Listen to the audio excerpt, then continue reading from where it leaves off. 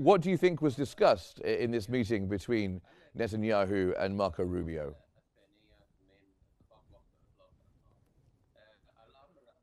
In the long deal between the two parties. And I believe also the focus was on to avoid Hamas taking the upper hand on the territory. And also there was a fear of the big escalation of Iran directly or indirectly.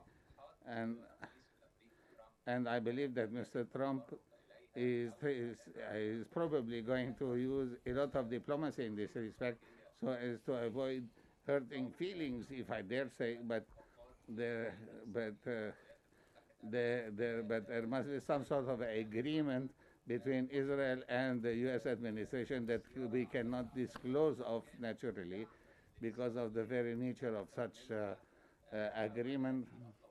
But definitely there is a strong need to reach a ceasefire and to eventually reach the point to have a two-state solution and to bring the ceasefire into effect.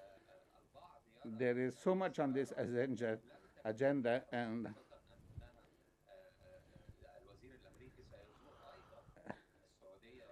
let it also be known that the American Secretary of State will visit several Gulf countries, including Saudi Arabia, and I believe that this is an important extension of this visit.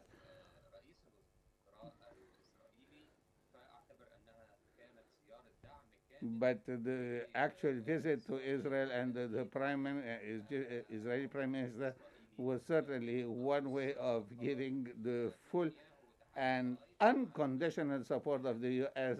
To Israel, a point that is, of course, very controversial, but that remains at the core of any negotiation, especially that there is still a strong military presence, Israeli military presence on Lebanese territory, which is jeopardizing the situation on the ground. And if any, it is an indication of a certain policy, American policy in this, and that needs to be organized or at least coordinated with the Gulf state, and there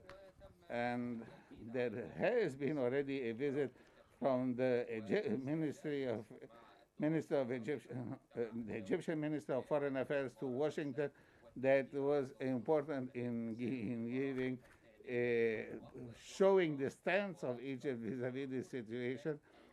So Egypt has been insisting on sending humanitarian aid to Palestinian territory and to Gaza.